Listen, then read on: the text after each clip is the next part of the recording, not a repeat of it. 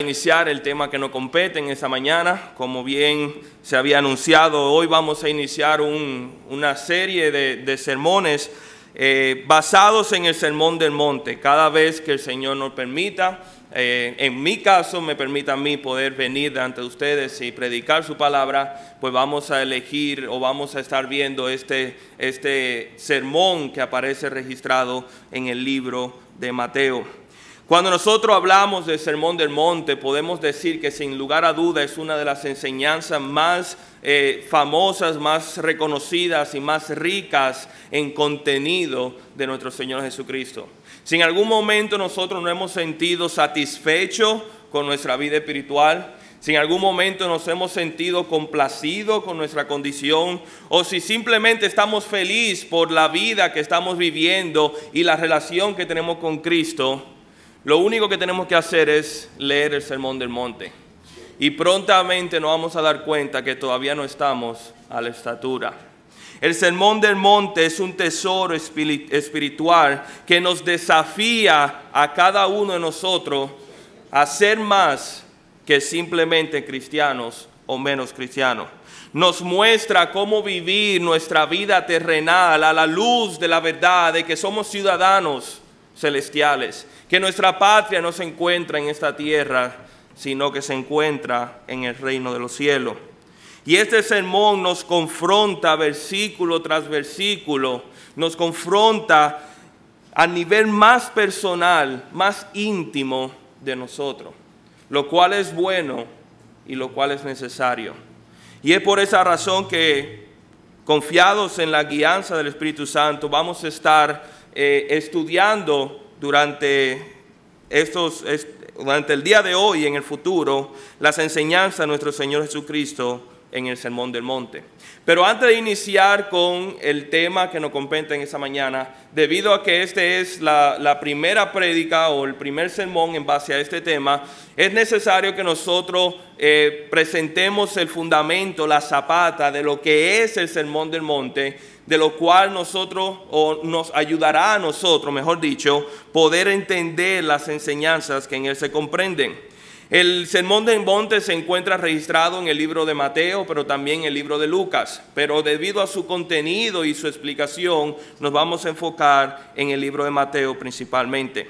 El Evangelio según San Mateo, como su nombre lo dice, fue escrito por el apóstol Mateo, pero la intención de este Evangelio era dirigirlo específicamente a la nación de Israel, dirigirlo específicamente a los judíos.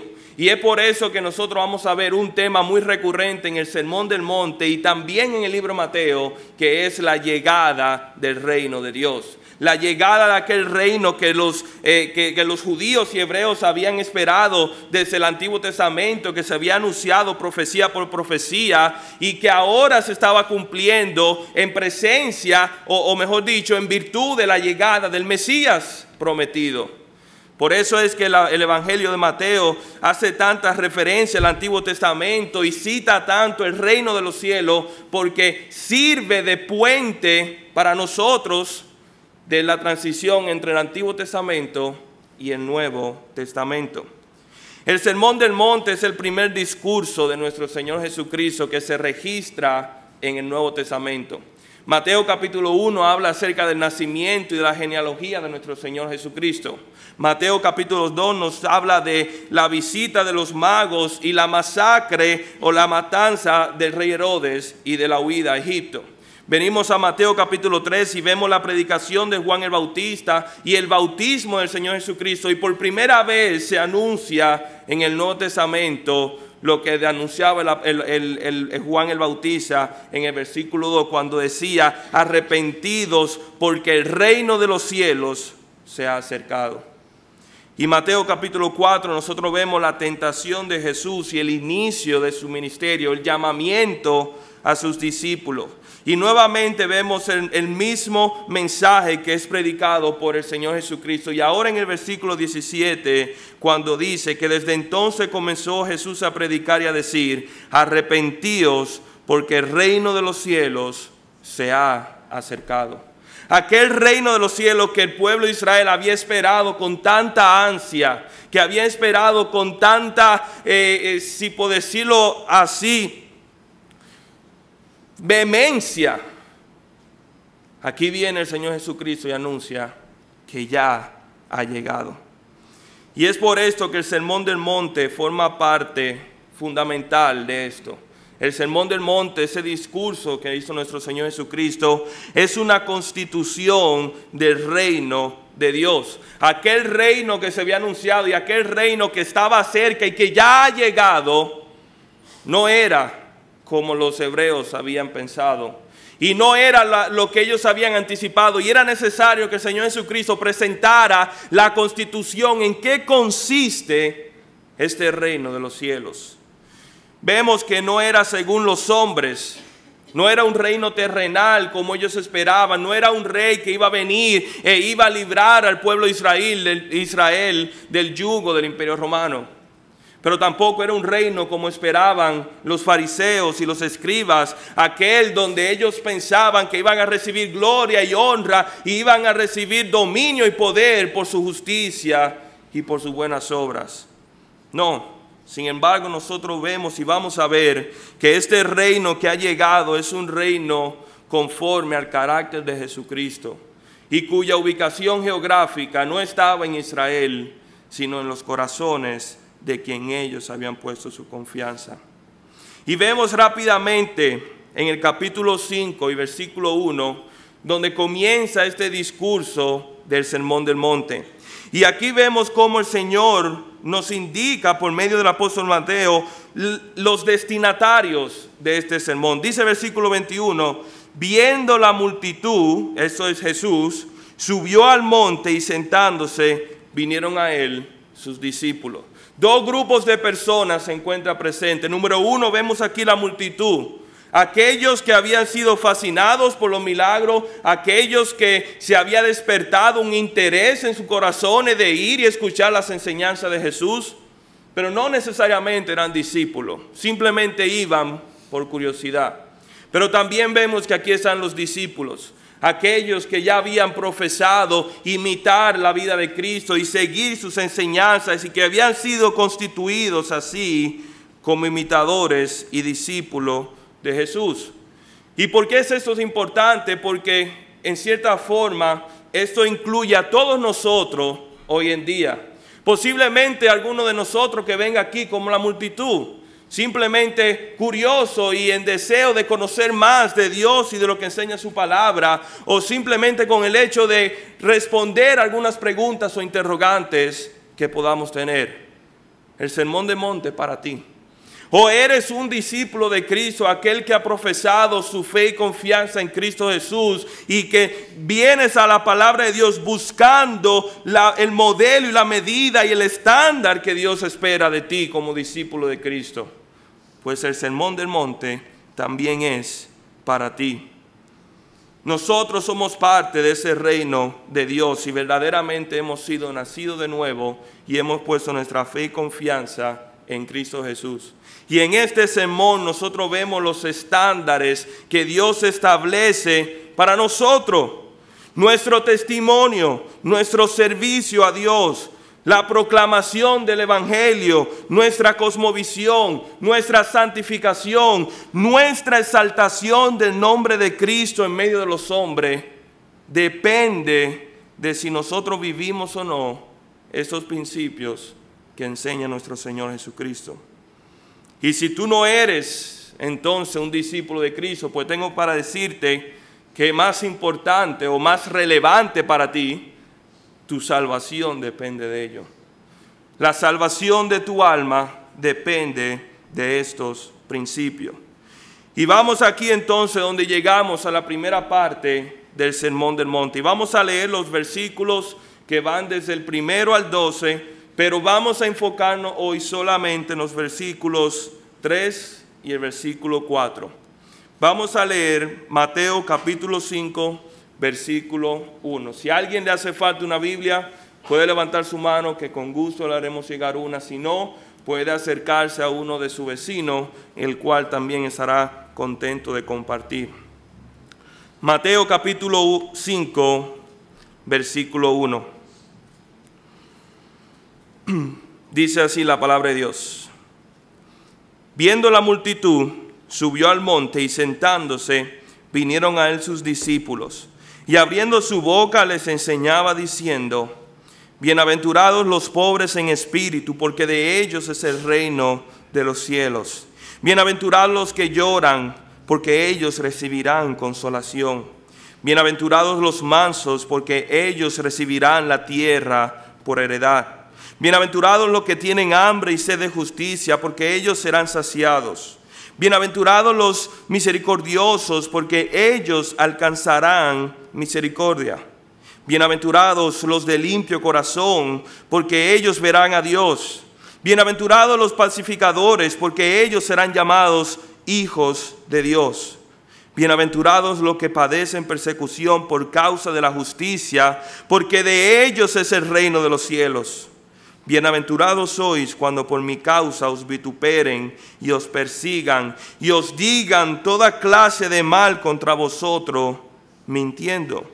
Gozaos y alegraos, porque vuestro galardón es grande en el cielo, porque así persiguieron a los profetas que fueron antes de vosotros. Que el Señor bendiga su santa palabra. La porción que acabamos de leer es conocida y posiblemente muchos de ustedes tendrán este título en su Biblia como las bienaventuranzas del Sermón del Monte. Y son bienaventuranzas porque consisten en 7 bendiciones, por así decirlo, 7 proclamaciones que hace nuestro Señor Jesucristo que califican a una persona como bienaventurado. Las bienaventuranzas resaltan los atributos de los creyentes, los cuales son rechazados por el mundo.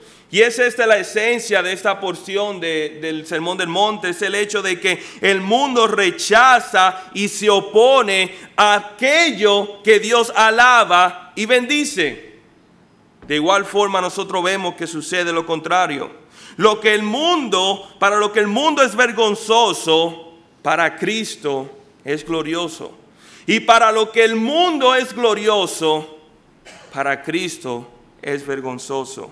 Y vemos aquí cómo el Señor Jesucristo enfatiza el hecho de que siendo diferente al mundo y siendo diferente a los estándares del mundo, verdaderamente somos bienaventurados.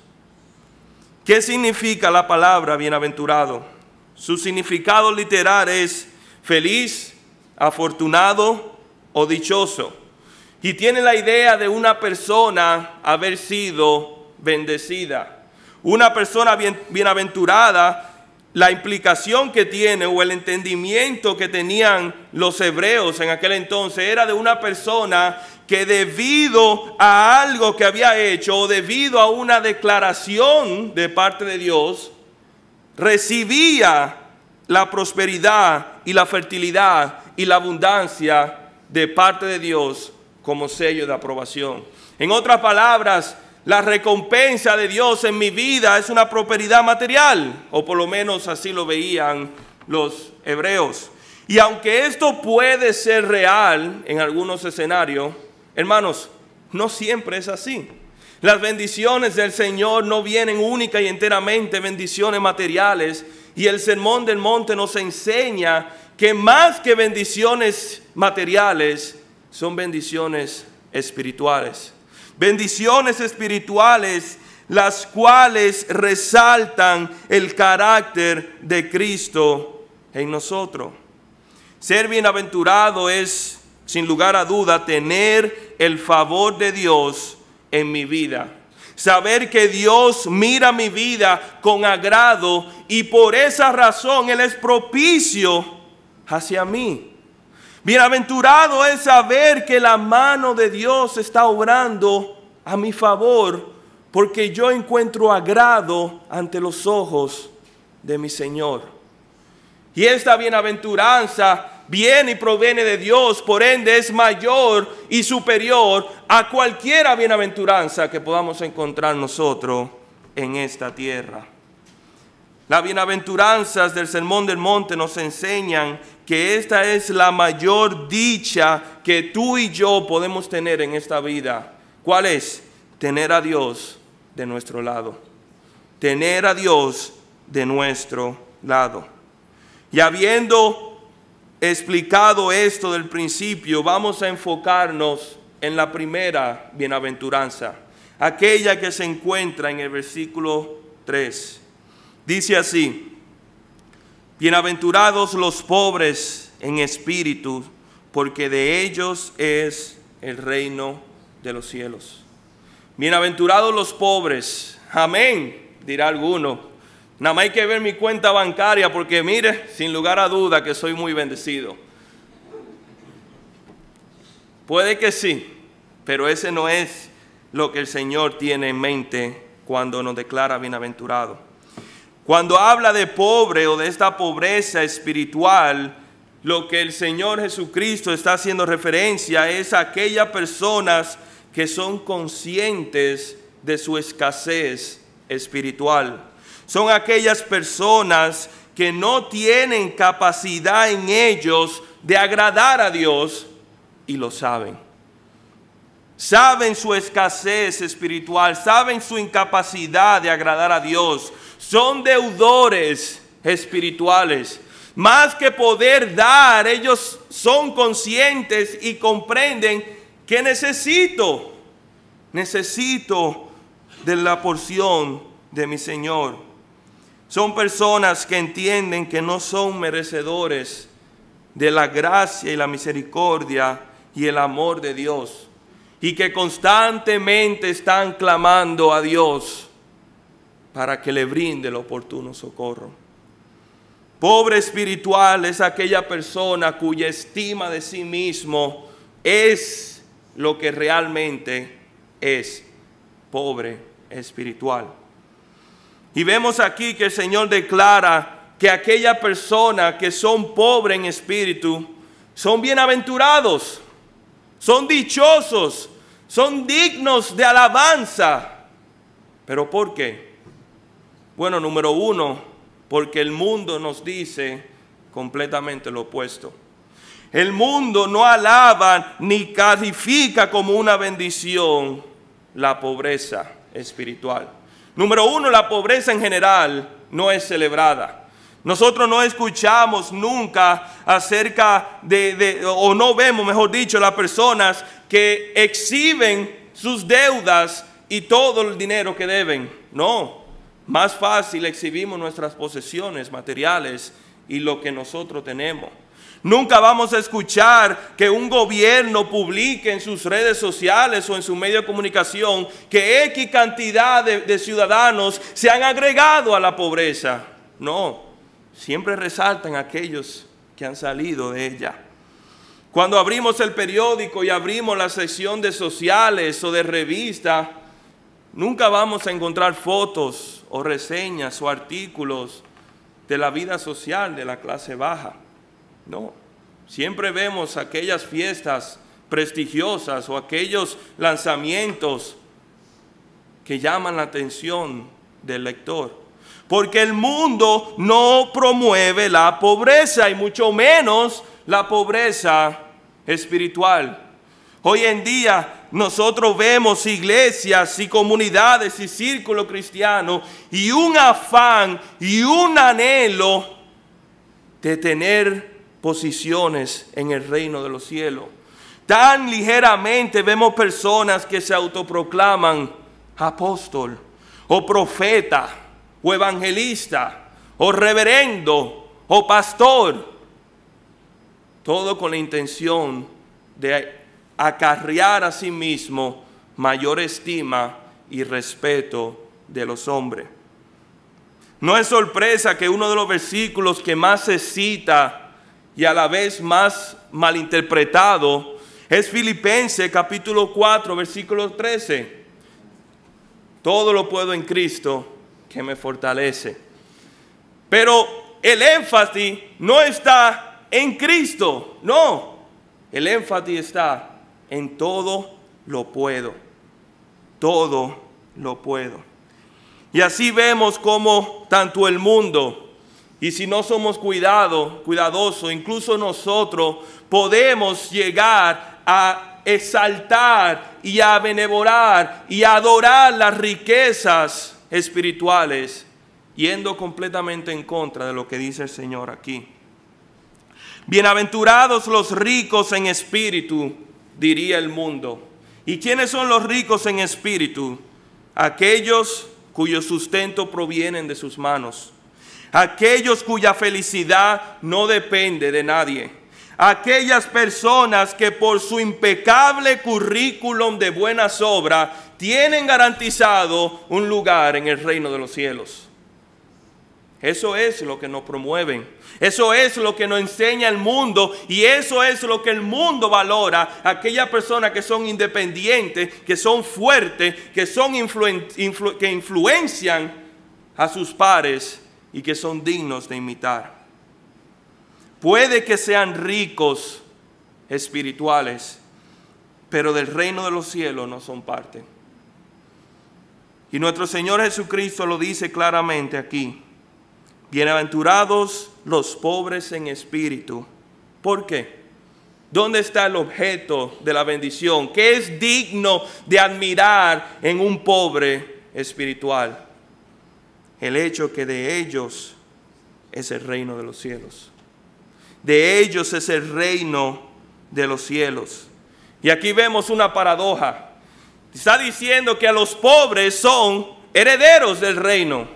Yo no sé ustedes, pero cuando yo veo los herederos de la corona de España o veo los herederos de la corona de Inglaterra, lo menos que yo pienso son en pobres o en personas de baja estima o personas con escasez. No. Sin embargo, en el reino de los cielos, así es. En el reino de los cielos, aquellos que son pobres son los que heredan las bendiciones del reino de los cielos. Y esto debió de ser de gran sorpresa y agrado a los oyentes que estaban con nuestro Señor Jesucristo. Porque estas personas que habían sido criadas en el judaísmo, que habían creído toda su vida que el reino de los cielos iba a ser solamente para los escribas y saduceos y fariseos, aquellos hombres devotos de Dios, grandes hombres que habían dedicado toda su vida al estudio y la aplicación de la ley. Y ahora viene este maestro, viene esta persona que proclama ser el Mesías y me dice que no, que yo, un simple hombre, una simple mujer con escasez y necesidad espiritual, puedo ser heredero del reino. Puedo recibir verdaderamente el reino de Dios. Amén. Bienaventurados sois. El reino de Dios no está reservado para los teólogos o intelectuales o eruditos. Tampoco está reservado solamente a los pastores, misioneros, mártires que han dado su vida por el evangelio. Amén, y damos gloria a Dios por ello. Pero el reino de Dios está reservado para los pobres en espíritu. No todos pueden ser ricos, pero yo creo que todos podemos ser pobres. No hay que esforzarnos mucho para hacer lo siguiente. Y en esto vemos un tesoro espiritual. En esta bienaventuranza nosotros vemos un principio revestido en oro y diamante para nuestra vida espiritual. Y tratar de explicarlo me es difícil, así que simplemente cogí prestado las palabras de un comentarista que lo dice de la siguiente forma. Este modesto sentimiento de que ante Dios estamos carentes de todo, se halla en la base de toda excelencia espiritual, de acuerdo con las enseñanzas de las Escrituras. Sin esta convicción no tenemos acceso a las riquezas de Cristo, y con ellas estamos en condiciones de recibir toda provisión espiritual. Y lo que está diciendo el comentarista es que bienaventurados los pobres en espíritu, porque la vida cristiana se trata de ser pobre en espíritu. Se trata de reconocer nuestra insuficiencia espiritual y reconocer que solamente en Dios y en Cristo y por medio de su Santo Espíritu nuestra insuficiencia puede hacerse suficiente. Nuestra escasez se puede convertir en abundancia. Y siendo pobre de espíritu, vamos a recibir las riquezas y las bendiciones de Dios. El profeta Isaías lo dice de la siguiente forma en el capítulo 57, versículo 15. Dice: porque así dijo el alto y sublime, el que habita la eternidad y cuyo nombre es el Santo. Yo habito en la altura y la santidad, y con el quebrantado y humilde de espíritu, para hacer vivir el espíritu de los humildes y para vivificar el corazón de los quebrantados. Aquellos hombres que creen que tienen dentro de sí todo lo necesario para agradar a Dios. Aquellas personas que piensan que por sus obras o por su justicia van a impresionar al Señor. Dice aquí que lo único que han logrado es alejarse completa y enteramente de Él. Porque el Señor está con los quebrantados y humildes de espíritu. Nuestra pobreza espiritual es una bendición, porque así podremos enriquecernos del alto y sublime. Nuestra pobreza espiritual es una bienaventuranza, porque significa que nuestra escasez va a ser cubierta con las provisiones y las bendiciones de nuestro Señor. Ser pobre en el espíritu es la llave que abre todas las bendiciones en nuestra vida espiritual. Primeramente, hablando en el tiempo de salvación. Cuando nosotros llegamos a ese punto en el cual reconocimos que éramos pecadores, reconocimos que nosotros habíamos ofendido a un Dios santo y reconocimos que nada que yo pueda hacer en esta vida me podría librar del juicio y la condenación eterna. Y en ese momento que me humillé y en ese momento que clamé y dije: Padre, te necesito. En ese momento hallamos el oportuno rescate y socorro, la salvación de nuestras almas para toda la eternidad. Aquel momento que reconocimos que somos insuficientes y que Cristo, el cual en su cruz murió y dijo: consumado es.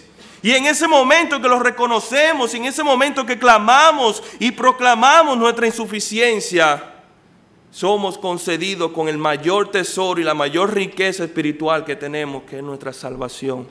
Ser declarados y ser proclamados hijos de Dios. Y tú que nos visitas en esta mañana, quisiera hacerte unas preguntas. ¿Has acaso reconocido tu insuficiencia espiritual? ¿Has clamado al Hijo para que venga a tu rescate? ¿O sigues aferrado a tu fortuna espiritual, la cual tiene mucho valor aquí en la tierra y cero en el reino de los cielos?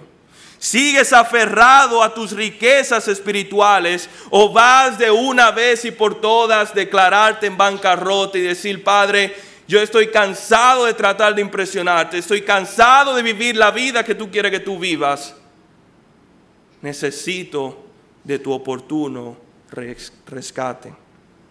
Pero vemos que no se acaba ahí.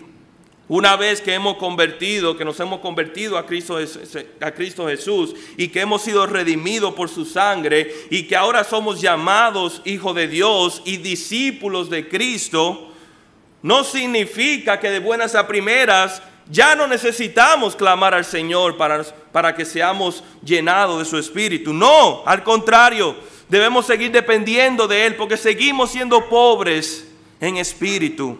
Seguimos siendo pobres en espíritu. Dependo del ministerio de la palabra de Dios en mi vida. ¿Acaso en la mañana, cuando salgo al trabajo, cuando salgo al colegio, salgo respaldado por un tiempo devocional y de intimidad con mi Señor, que me va a dar lo necesario para poder enfrentar esta vida y vivirla en santidad? ¿O salgo confiado en que tengo dentro de mí la capacidad o los atributos de poder agradar al Señor sin necesitar del Señor? ¿Acaso dependo en la palabra de Dios para que me confronte para que me edifique y me constituya la imagen de Cristo, para que me instruya en el camino de la verdad, para que me aliente cuando estoy desanimado, para que me guíe cuando estoy perdido y para que me nutra cuando tengo hambre. Dependo en la obra del Espíritu Santo. Dependo en el hecho de que Dios habita dentro de mí en su Espíritu, y ese Espíritu que mora dentro de mí me guía y me dirige en el diario vivir. O dependo en mi intelecto y en mi conocimiento. Dependo en el poder del Espíritu Santo para vivir la vida cristiana, o dependo en la experiencia que he acumulado en la iglesia. ¿Acaso está el Espíritu Santo formando a Cristo en mí? ¿O estoy yo formando a Cristo en mí?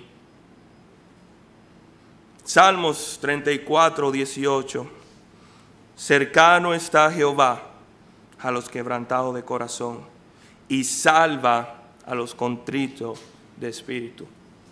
Yo no sé tú, hermano, yo no sé tú, amigo que nos visita, pero si una cosa yo anhelo más que todo en esta vida, es precisamente estar cercano de mi Dios, estar cerca de Jehová. Segundo, bienaventurados los que lloran, porque ellos recibirán consolación. Versículo 4. Bienaventurados los que lloran, ese fue el que acabamos de leer. Bienaventurados los que lloran, porque ellos recibirán consolación. ¿Qué significa llorar en esa bienaventuranza, en este versículo?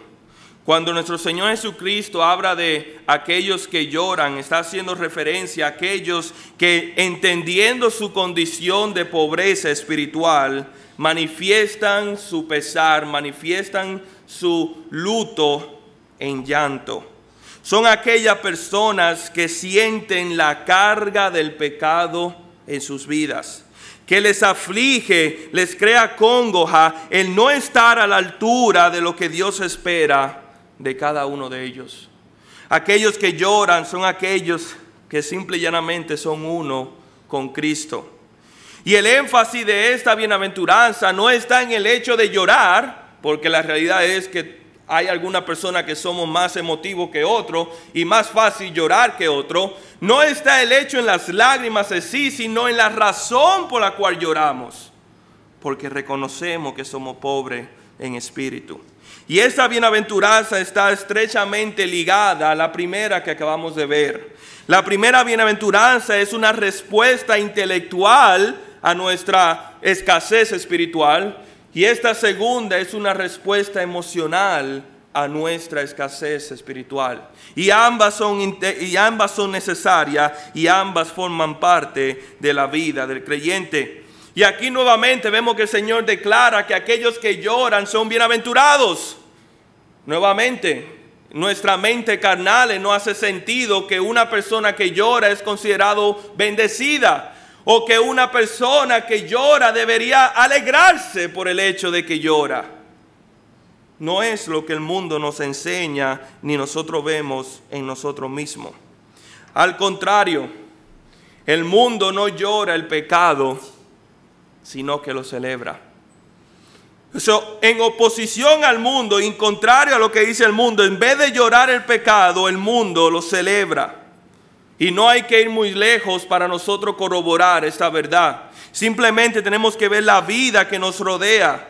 Vemos cómo la inmoralidad es la musa del entretenimiento en general. Celebramos el amor usurpando el matrimonio y aquel escenario en el cual el Señor espera que su puro amor sea manifestado.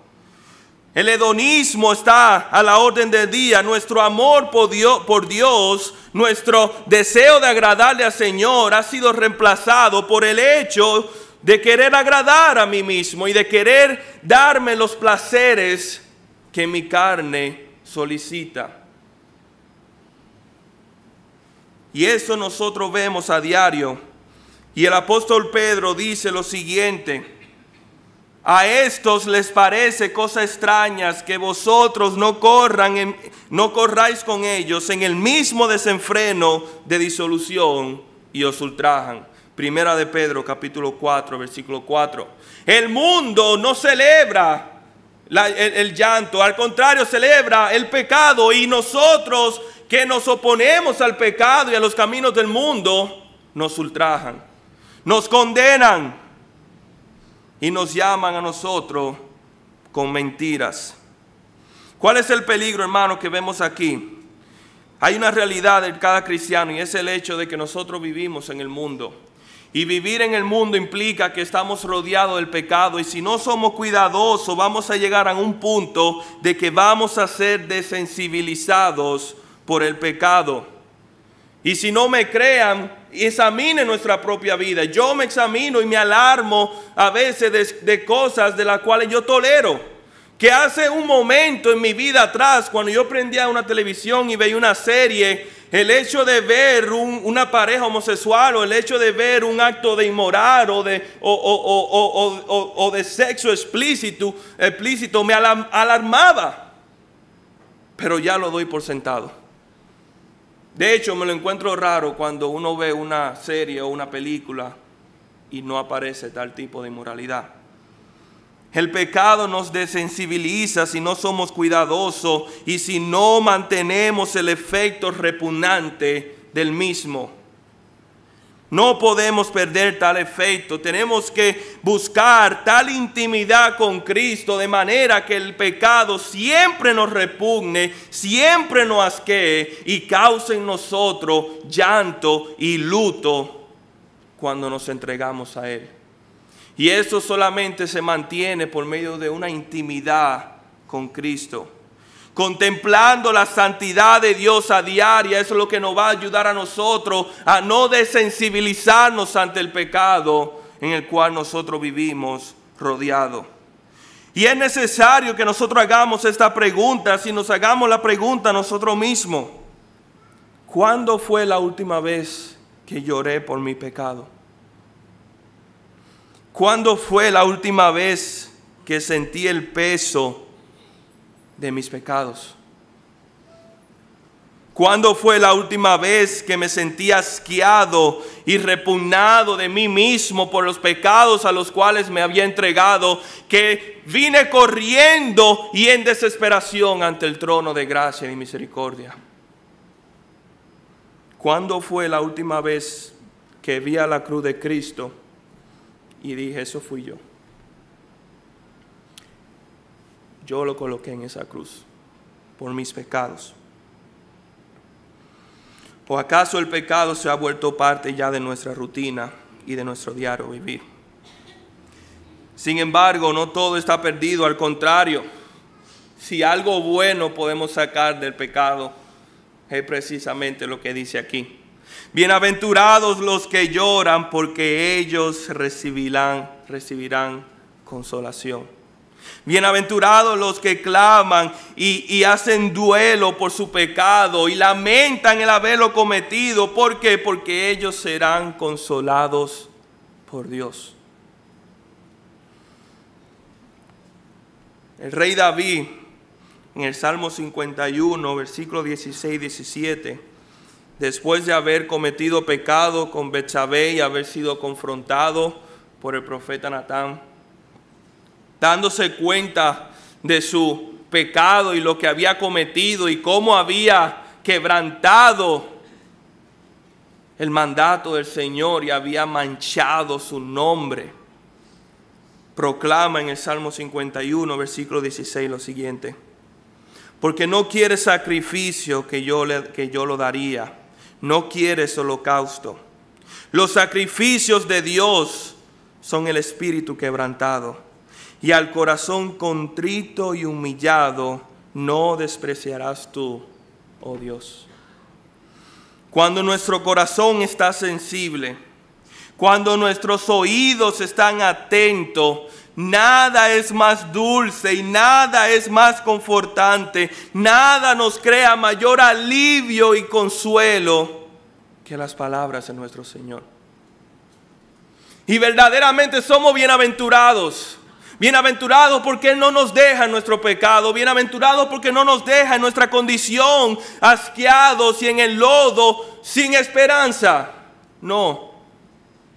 Bienaventurados somos porque lo único que tenemos que hacer es llorar por nuestro pecado y confesar nuestro pecado, y recibiremos la consolación de nuestro Dios. Y cuando nuestros corazones sean consolados, mi vergüenza no perdurará, mi culpa será lavada y mi pecado perdonado por toda la eternidad en Cristo Jesús. Hermano, amigo que nos visita, no importa qué tan grande sea tu pecado, la gracia de Cristo es mayor y siempre está disponible, siempre está propicio a aquellos que claman a ella en arrepentimiento. Bienaventurados los pobres en espíritu, porque de ellos es el reino de los cielos. Bienaventurados los que lloran, porque ellos recibirán consolación. Posiblemente hay alguno en esta mañana que necesite confesar sus pecados delante del Señor. Llorar, no necesariamente con lágrimas, pero sí en nuestro corazón. Y procurar aquel consuelo que solamente puede dar nuestro Señor. O puede que haya alguno que nos visite en esa mañana que vino aquí pensando que tenía una riqueza en su cuenta espiritual y a la sorpresa se ha dado que está en bancarrota. Lo que tienes que hacer es reconocerlo, reconocer tu insuficiencia delante del Señor, para que entonces, como dice el Señor, entre todos los hombres seas bienaventurado. Vamos a orar.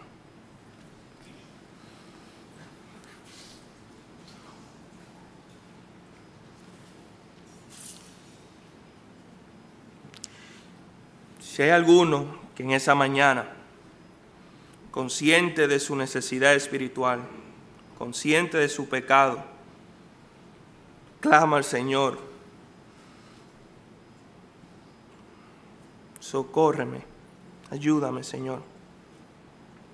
Si ese eres tú, simplemente en tu corazón clama: Padre, yo reconozco mis faltas, mis pecados. Reconozco que no puedo alcanzar tu favor ni tu salvación por mis propios méritos. Padre, yo te pido que me ayudes, que me socorras. Padre, que me salves de esta miseria espiritual y hazme rico en ti, en Cristo.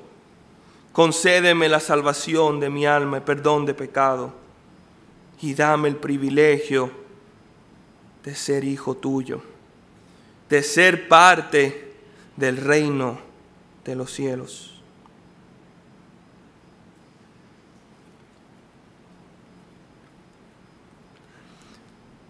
Padre, te suplicamos que en cada momento y en cada día, en cada segundo de nuestras vidas, tu Santo Espíritu nos recuerde esto.